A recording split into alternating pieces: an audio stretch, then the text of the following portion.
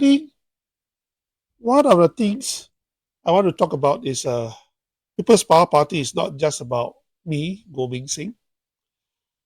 It's actually I formed this party in 2015, I think about 2 months right before the election. And after Mr. Lee Kuan Yew have passed away, and we, a group of us, a group of activists, my good friends and all that, decided to form our own party after they left NSP, right? And we never looked back. One of a very important person is this guy, Mr. Safarin bin Sarif, Safari Sarif, my former chairman of PPP, People's Power Party. I approached Safarin on his birthday, like way back in 2010. In 2010 or 2009, around there, in March. Right? His birthday was on March. Is in March, and I knew that he was from PKMS, and I've gone through his profile. Very impressive, political science graduate, and very active in the community, right? Uh, and we never looked back. He was my running mate in Tampines in 2011 under NSP, right? I brought him into our NSP, and we began our journey, political journey back then. And you know, uh, more importantly, is our friendship grew way back. Like he gave up his job, a very lucrative job. I went into market research business along with me and my friend. We take the violin, right? And we never looked back. We became very good friends, right? And after 2011 election, I left NSP. He stayed on, right? But ding dong, we back to 2015. Uh, he decided to leave NSP and start a party, People's Power Party, together with me. We have a very strong friendship. He's my best political buddy in my life, right? And he have made a lot of sacrifices for this journey together. Uh, well, he never regretted that, okay? Because someone have to do it. I will go through my speech, my points of speech that I made in my uh,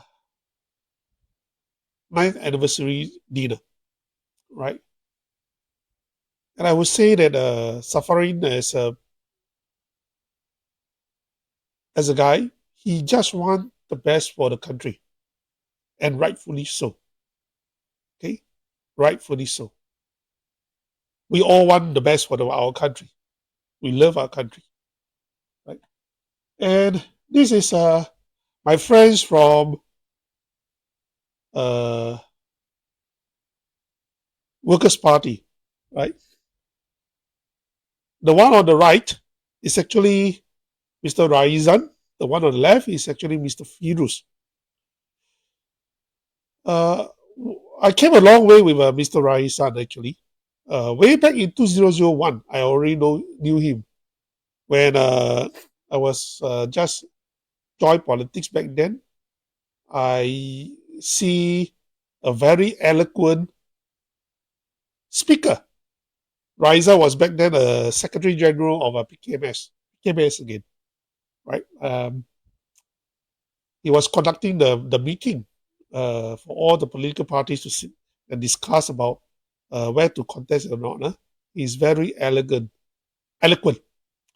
right? And After 2001 election, right, I kept in contact with him, and eventually I persuaded him to join Workers' Party, because Workers' Party back then hardly have any Malay members or candidates. Right? I became one of the uh, person that actually advocate a Malay bureau for Workers' Party. Right? It never took off actually, but it took off in NSP, where I formed my Malay bureau with Mr. Safarin. And Mr. Raizan actually contested Arjunit Jasi together with me, Sylvia and Tawiwa and James Gomez, right?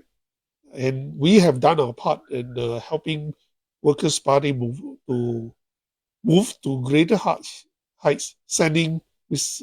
Sylvia Lim into Parliament as a NCMP back then, and then subsequently won in 2011, right? Of course, along the way, we have some misunderstanding, as usual in politics. It's all like that, but we kept our friendship, right? We kept our friendship even after I left Workers' Party, right? So people who said Goh Meng Seng hates Workers' Party, right, is not true. I have friends with long-lasting relationship, friendship in Workers' Party. Of course, Mr. Firuz, I think he joined, actually joined Workers' Party after I left, right? I got to know about him also, and we started our friendship as well. Okay, so these are the bits and pieces of our journey together with my good friends in this lonely political adventure. Now, well, in my in the dinner, I think for the benefits of people who have not attended the dinner, I will just brush through quickly about my speech, and ironically, it has something to do with what Mr. Lawrence Wong have said in his NDP rally speech. Right. First of all, this have nothing to do with him. Right? We have a national pledge, which I believe most Singaporeans have recited this national pledge ever since they entered primary one. Every morning assembly or afternoon assembly. All right. We the citizens of Singapore pledge ourselves as one united people, regardless of race, language, or religion, to build a democratic society based on justice and equality, to achieve happiness, progress, right, for our people, to build a democratic society. That is the key. And this pledge was written by Mr. Rajaratnam, right, a minister of People's Action Party way back in 1965. Right? So PAP is supposed to believe in democracy, right? They want us to pledge to build a democratic society. But have they been maintaining or fulfilling that pledge? I'm afraid not. I'm afraid not. Throughout the six decades, right? The first 2 decades, they have been throwing people into jail without trial, opponents, okay, using defamation suit later in the 1980s to 1990s, persecuting people who helps opposition parties, so on and so forth. We must remember, if there is no opposition parties, there will be no democracy. It's just simple as that.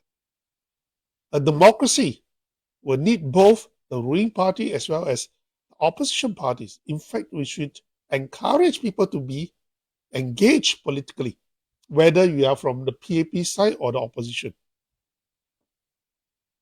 It is a simple concept, but many people do not understand. I can tell you, one of my friends actually told me this, right? She told me this. You see, Meng Seng, I'm supporting all opposition parties right now. And you are my friend. You are my good friend. I will support you.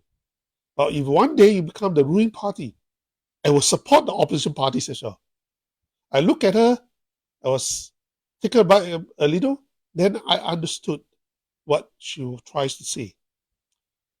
Right? She says, in any in any democracy, there must be opposition parties. And that should be so. Right? And that should be so. And it actually quite meaningful to me. In fact, after all these years in opposition politics for 24 years, since year 2000, right? This is something so simple, so fundamental that actually we took for granted and forgotten. In some countries, when you contested in the general election, the government, regardless of who is a ruling party, the government, the state, will actually sponsor part of the cost of running the elections. And that is how the state, as an independent body, right, that governs the country, could ensure democracy is being encouraged and maintained. And I make this promise: if I ever become the government, I will do that. I will make sure, right, any political parties that have contested the election, that have achieved a certain percentage, right, they will be subsidized in their campaign. Of course, there will be a cap as well. That is how we should keep to our pledge to build a democratic society. And freedom is not free. Neither is democracy. If we leave it to the power that be, whether it's PAP or otherwise, we will lose both of them eventually. And Singaporeans should actually take note of that. That is against our core values. The core values of this nation is to maintain democracy. Maintain democracy. And that should be so. Now, I would say, throughout my years of political engagement, right, I hardly actively go and solicit donations or funding anywhere.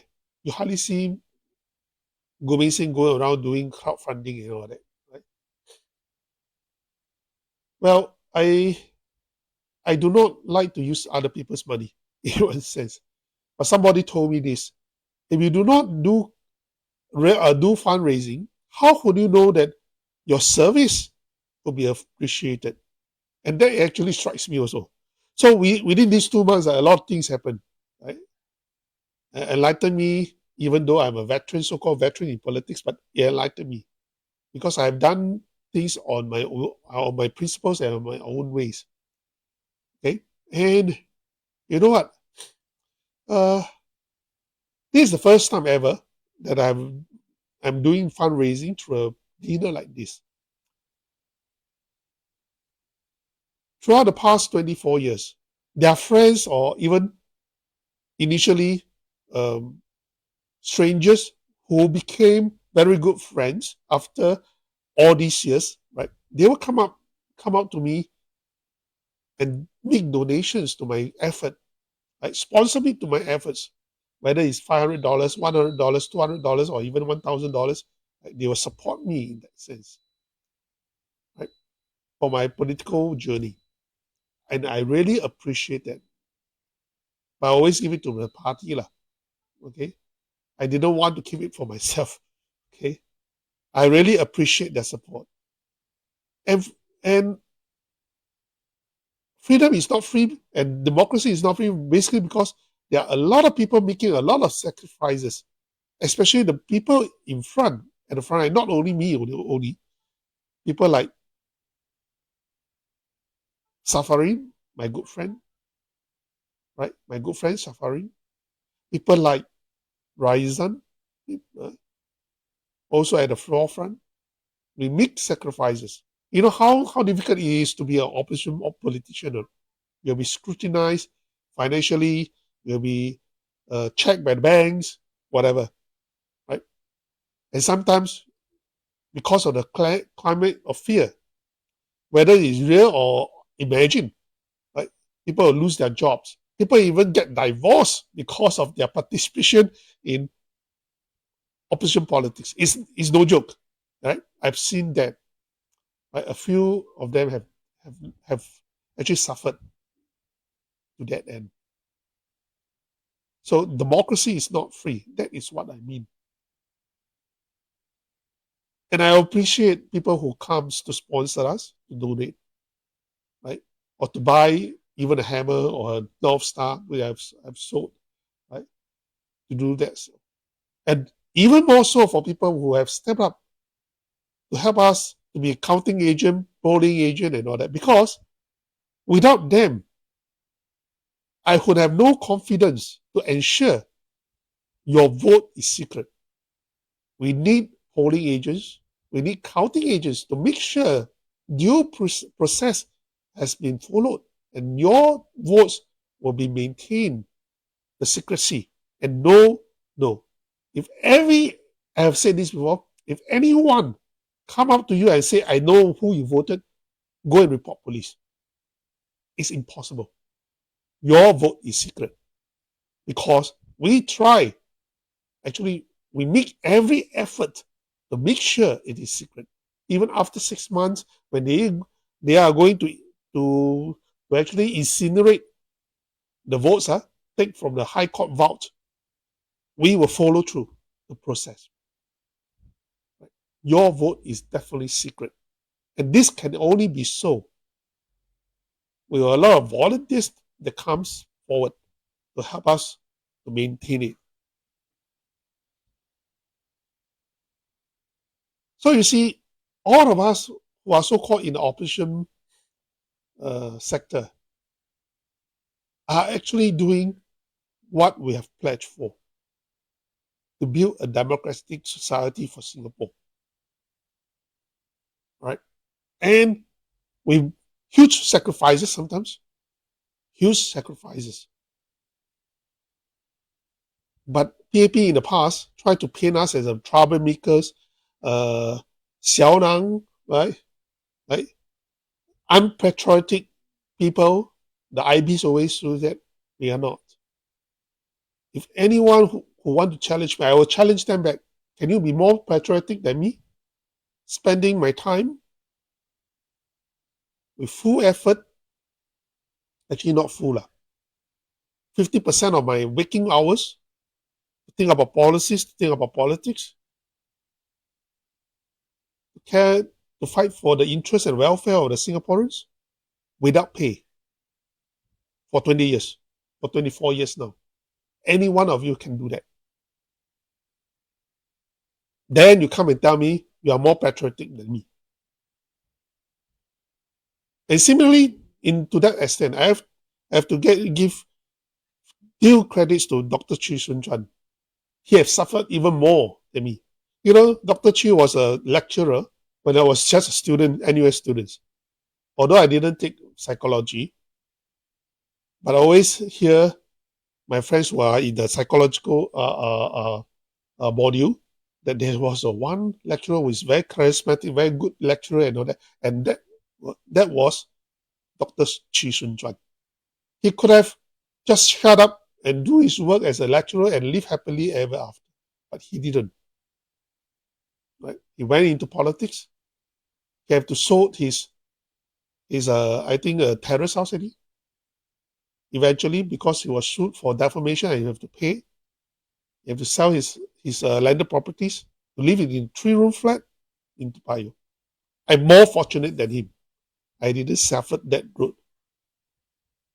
But I always sold my HDB flat in 2011, 2009 actually, because I will need the funding. I do not want to raise funding from the public. I saw it and sponsored my campaign in 2011.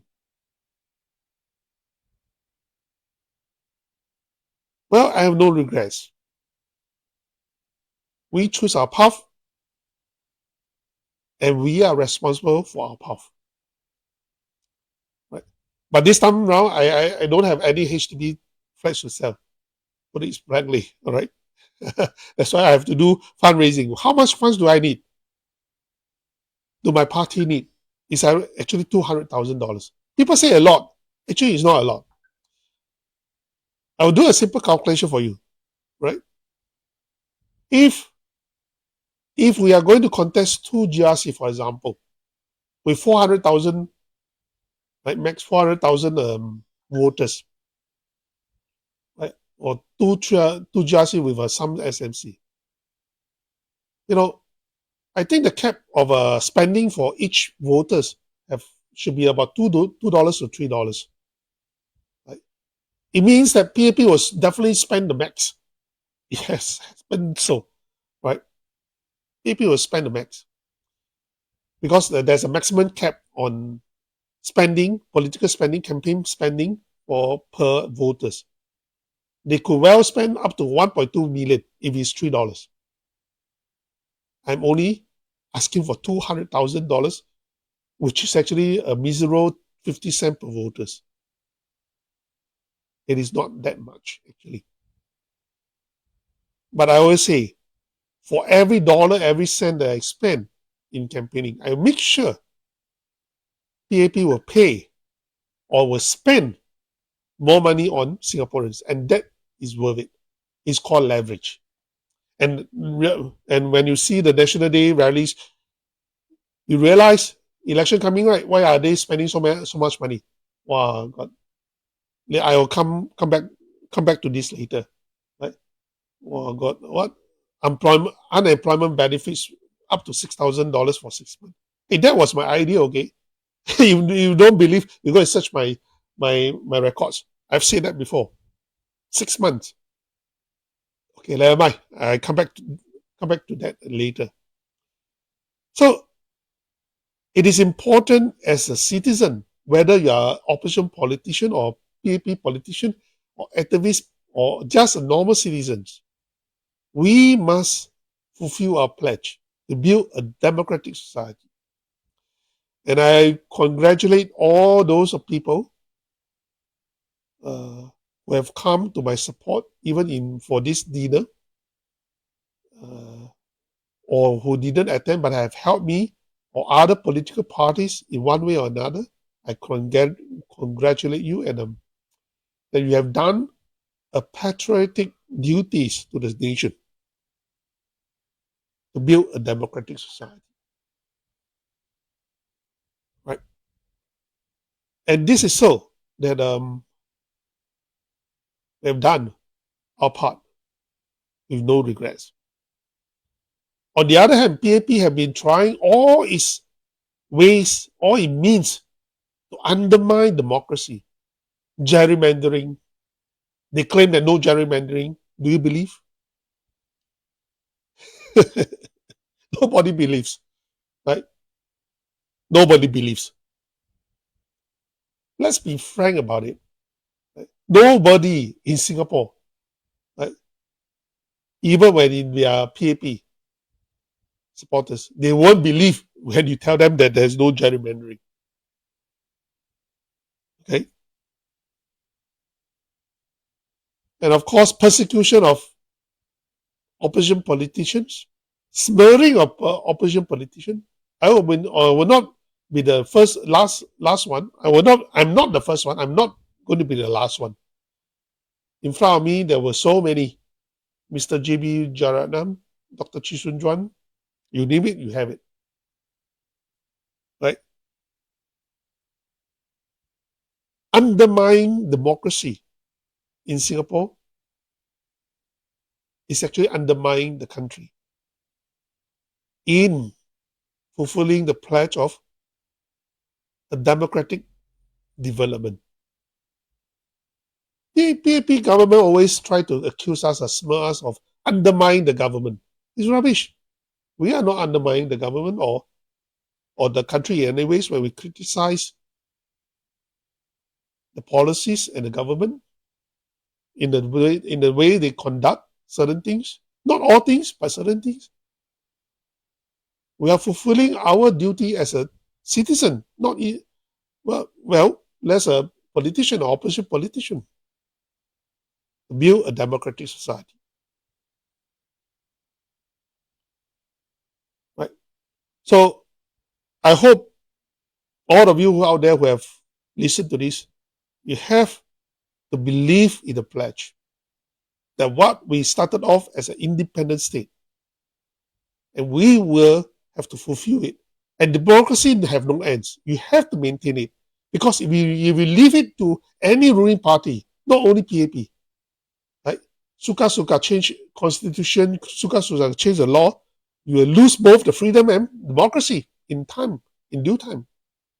Never allow anyone to do that. And whenever any politician come to tell you, oh, they need to curb your civil liberties, your rights because of this and that, be very wary and very careful about that. That should not be so. Election is coming, so definitely I've spoken about some election issues in the dinner. My core message is very simple. We have to build our Singapore core and to maintain it. And we cannot forever depend on what PAP is doing. Getting foreigners to come in and convert them into new citizens. It will never work that way.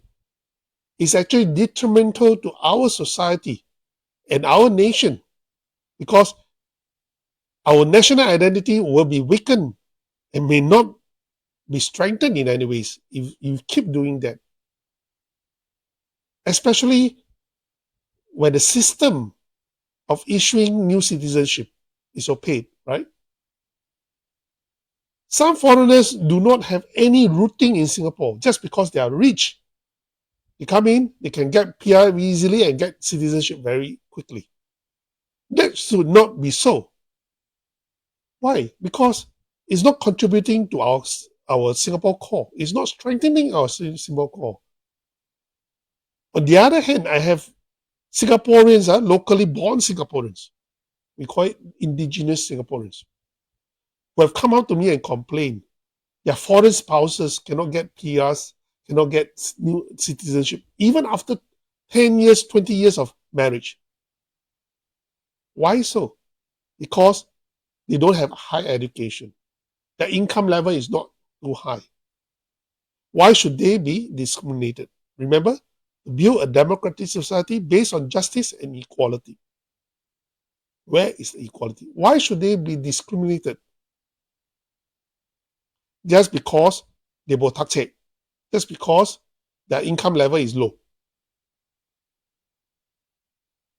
Singaporeans with foreign spouses, these foreign spouses have more chance or most probably will integrate into Singapore society much easier, accessibility in our society, our culture, much easier because of the spouse.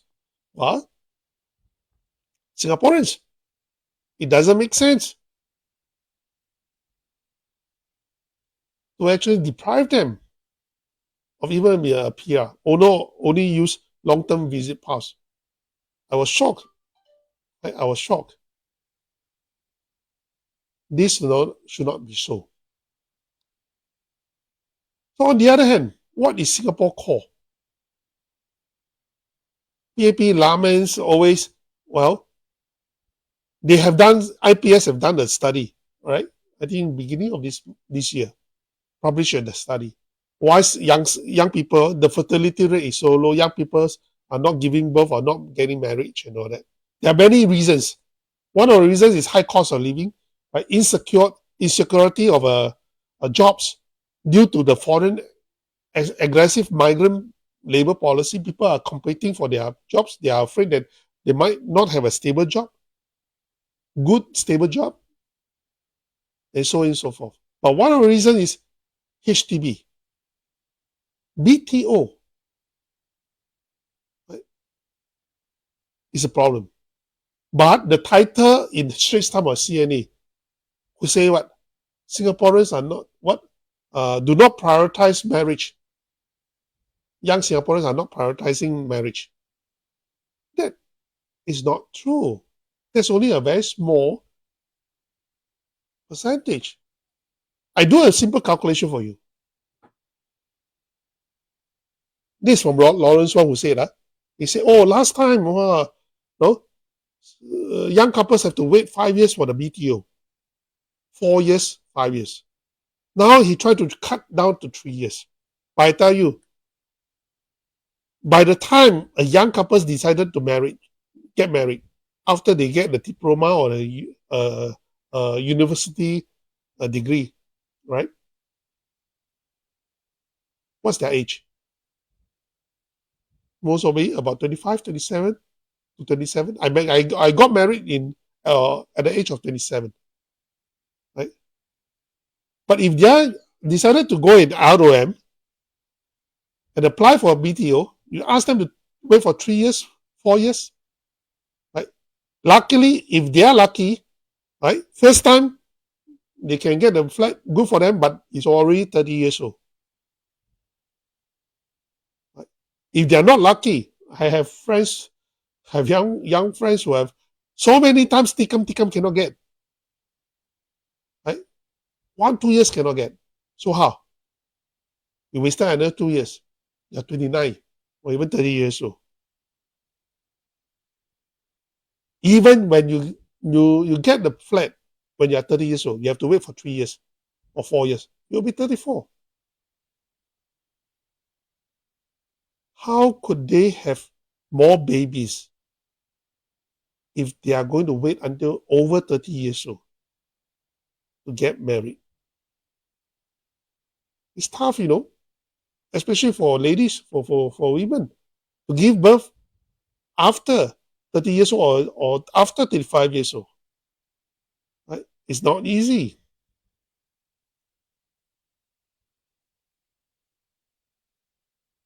Right? So the root problem is what? The root problem is housing. It's never about youngsters don't prioritize marriage. Youngsters this, youngsters that. Right? It is true. High cost of living also make people think twice to have babies.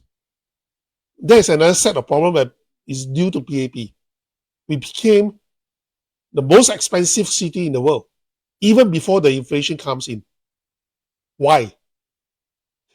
It's because of population policy again, right? That I have touched on it in my past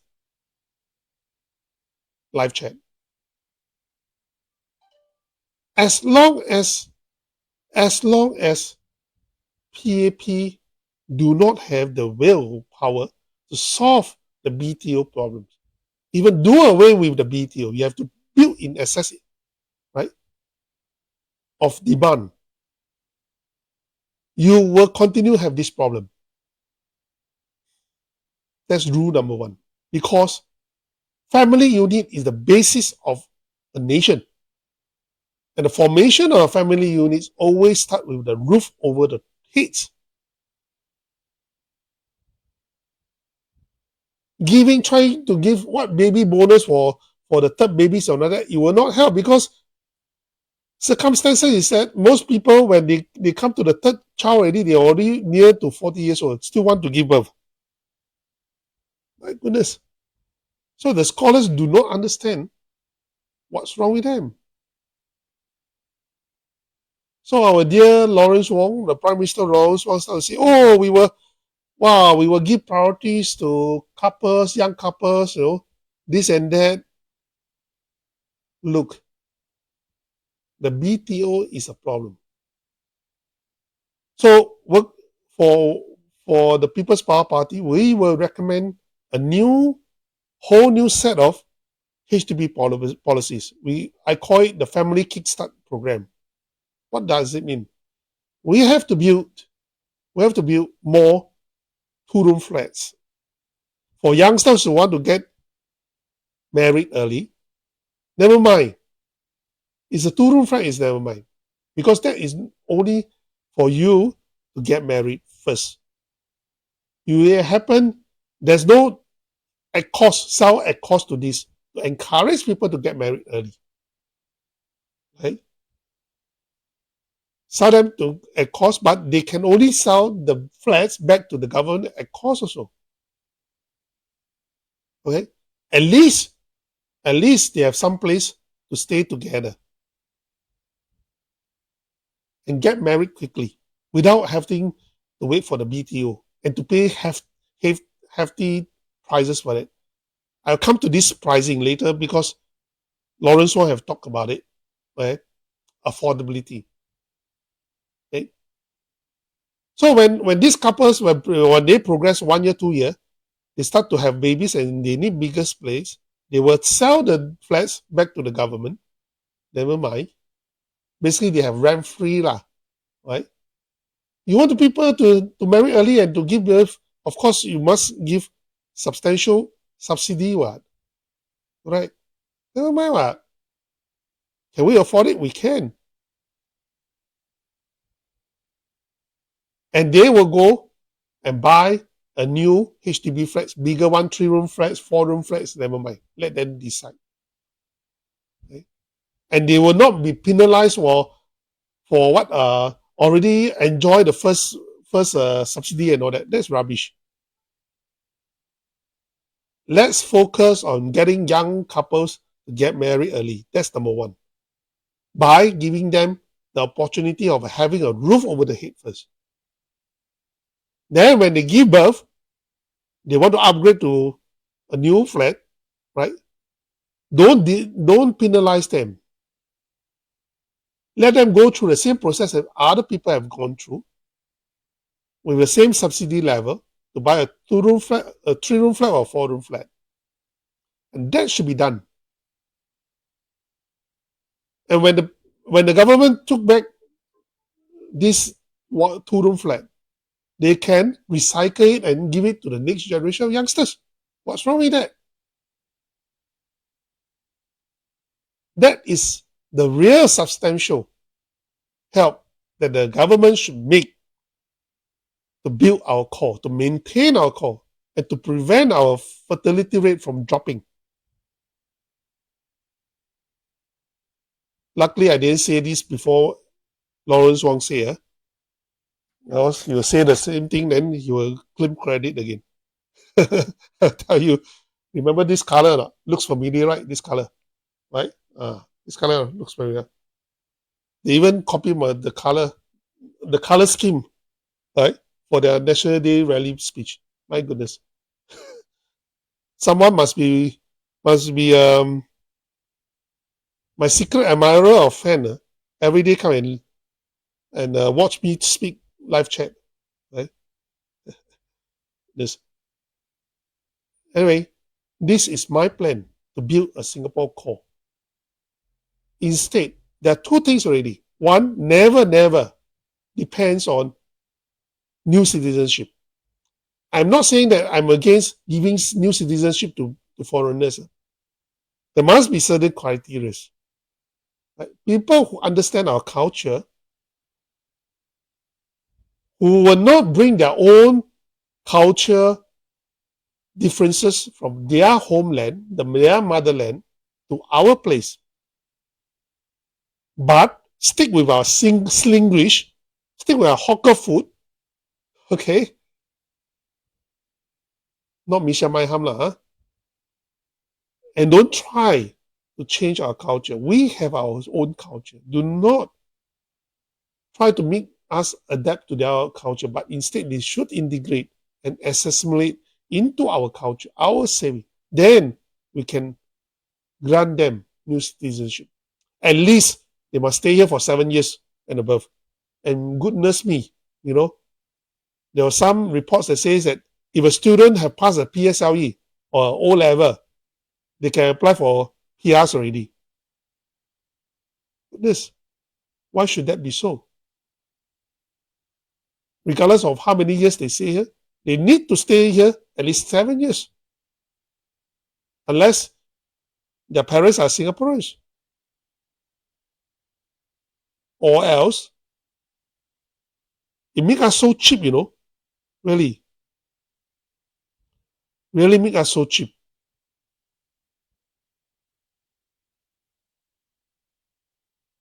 I do not want our country to be a global hotel.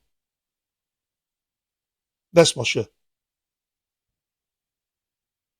If people want to take our citizenship, they must integrate into our society and accept that we are multicultural, multiracial, and multi-religious society and a democratic one.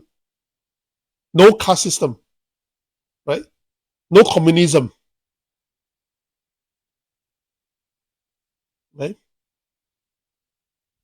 That should be done. And we should prevent big companies, global big companies, MNCs, to impose of their sets of liberal, Western liberal values on us. Right? We are an Asian country. We are conservative in nature. We have different religions. We are multicultural, multiracial. We cannot accept other people imposing their agenda on us. Any companies, MNCs who want to do business in Singapore should be checked. They should not use whatever methods to influence or impose the set of Western liberal cultures or values on us. It is important.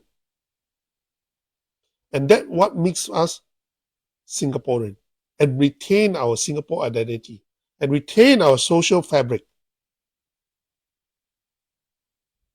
Right? Now, wow, chop chop, huh? Actually, I want to introduce some of my things. But never mind. Let me see.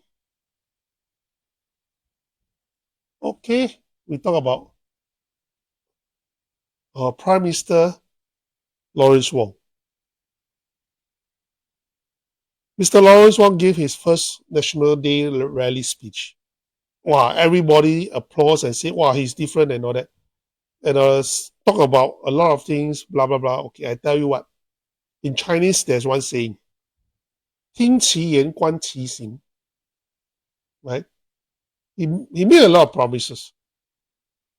Right? Some promises are not new. For example, the especially for the Muslim brothers and sisters, the new Islamic college. It has been mentioned in 2018, but nothing happened. And now he's talking about it again. Right? It's nothing new. After 6 years, still talking about it. Talk only. Where's the execution?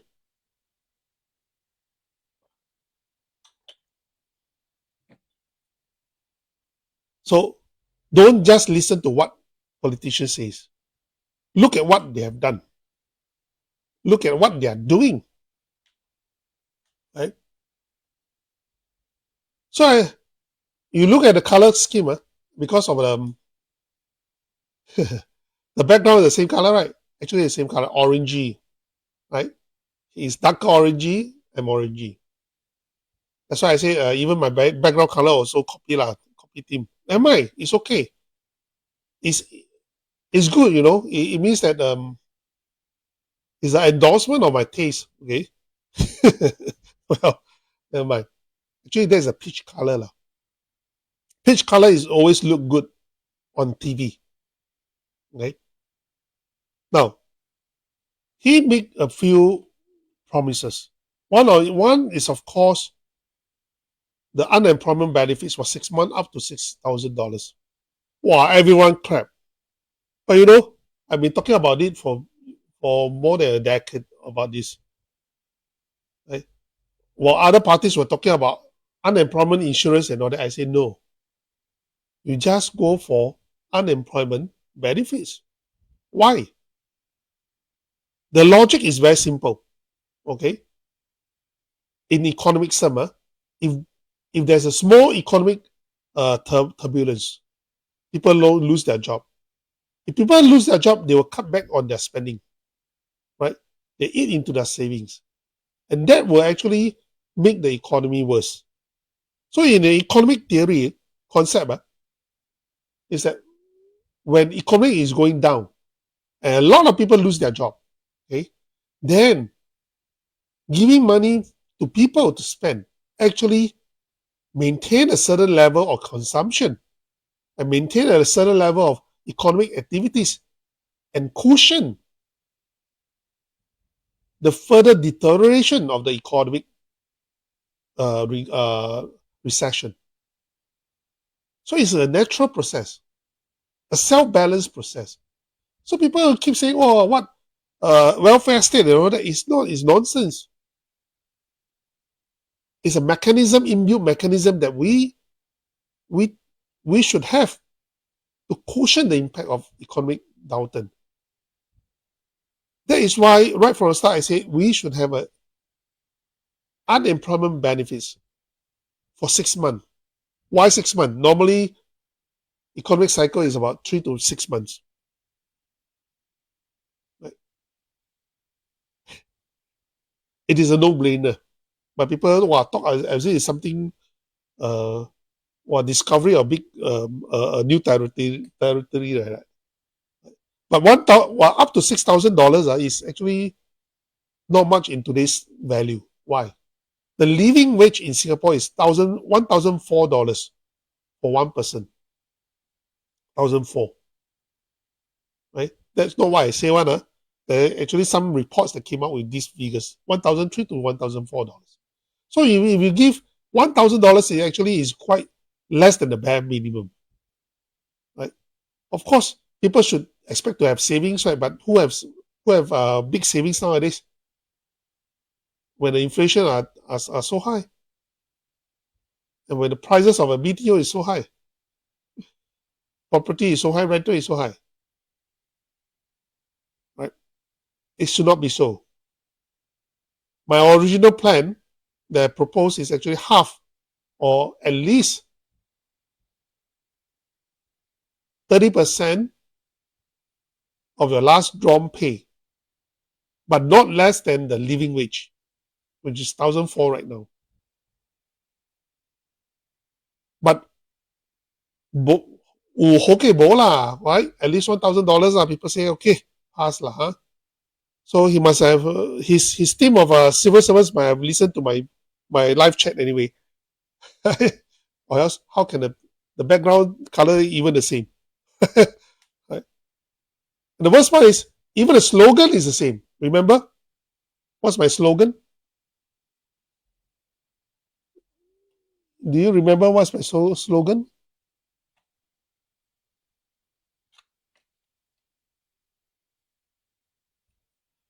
Read this. This is actually my card, our party card, calling card. Right? It's called A Better Quality Life for All. And in fact, in the write-up for our sales of tickets, promotion of ticket sales for a dinner, right? We have written that. I put up a post, right? For a better quality life for all Singaporeans. He used exactly that word, or maybe slightly different. A better quality of life for all Singaporeans, right? Add a off. We did away of that word off, right? Better quality life for all Singaporeans. such a coincidence. Okay? Now, it is true. We, whoever in power, whoever in politics, we just want a better quality life for all our citizens, Singaporeans. It is just that simple. Okay? Now, he also talk about affordability of HDB, right? House price to income ratio. Now, he says that a medium four-room resale price after grant, okay, after grant. Some people don't have grant, right? Never mind. After grant. Plus medium annual or divided by medium annual household income. Now, what is this medium annual household income? For the whole Singaporean, it is not a good indicator. I'll tell you why. Simple thing. Who are the ones who need to buy BTOs? Okay, lah, HDB upgraders, very small percentage. Right? Majority of them are people who don't want to get married, the youngsters. When people have just graduated from school, get into their first job, their salary is definitely lower than others. Correct? Our annual income, medium annual household income, right? It is the medium annual household income of those who are already bought a HDB flat. It doesn't make sense to use that for comparison, right? To make a comparison to say how affordable the HDB flats, the BTO flats are to the youngsters, right? It's illogical. It's inappropriate comparison. What should have they done? Actually, they have the data, I believe, right? Because every person, every couples that come and apply for BTOs, okay,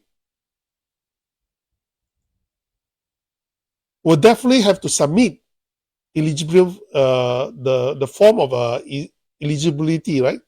They want to take loans for HDB and they must declare their income, right? They have that data. They should use that data. In fact, even using that data is not good enough. Why? Because there are people who cannot afford, will not come and apply. Okay? But that one is again, right? You should use the median income of couples, not household income. Median income of couples who registered for BTO flats as a comparison of how affordable the HDB flats are. Not to use the national household income for comparison. It's utter rubbish.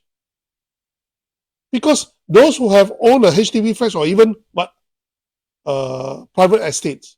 So I am not very sure how they define this medium income household income.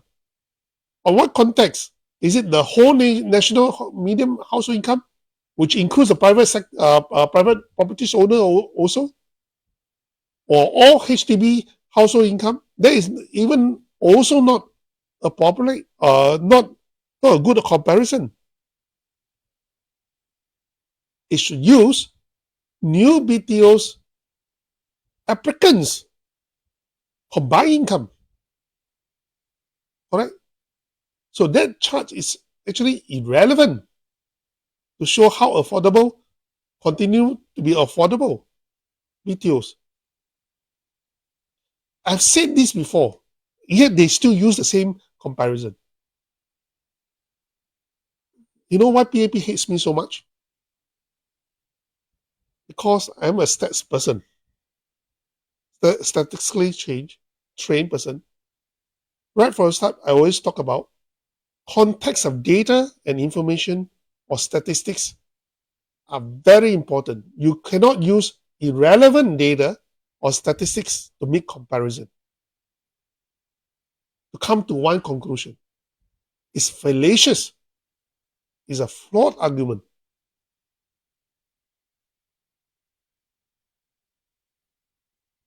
Up to now, we do not have their data. I believe they have. What they have is also for those who applicants only. Those who cannot afford and cannot apply is not recorded. Not recorded at all. And that's why they cannot afford to get married, because they cannot afford to buy a HDB flat. But that shouldn't be so, lah. Right? You can apply for a 2-room flat, what?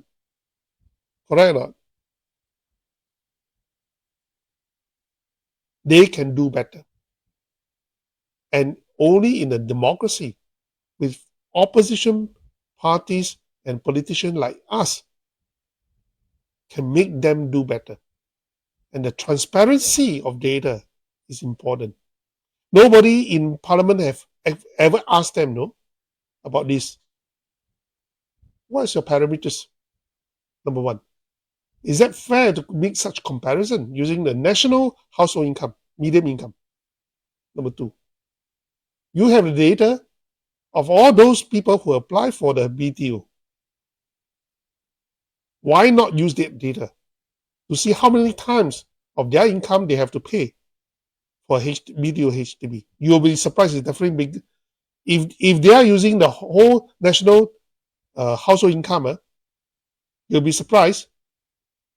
Right? The affordability is not that affordable. It might be more than that.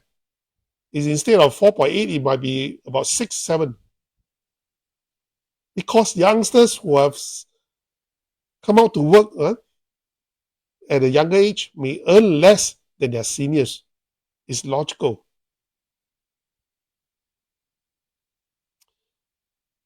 As I said,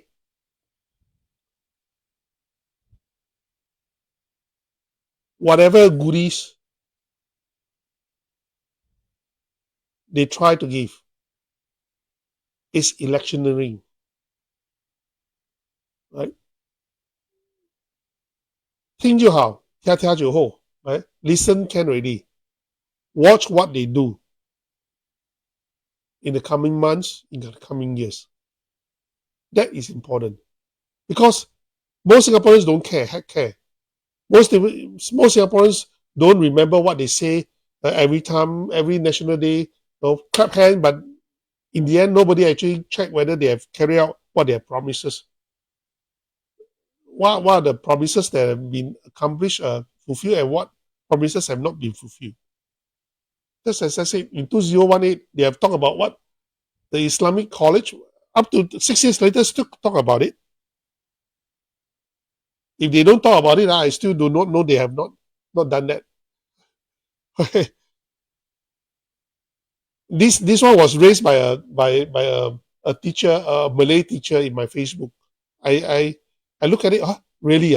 In 2018, they have said that, but up to now, it's still talking about the same thing. Keep them in check, hold them accountable to what they say and what they promises. It's part and parcel of a democracy. And without opposition, we cannot do that. Without effective opposition, we cannot do that.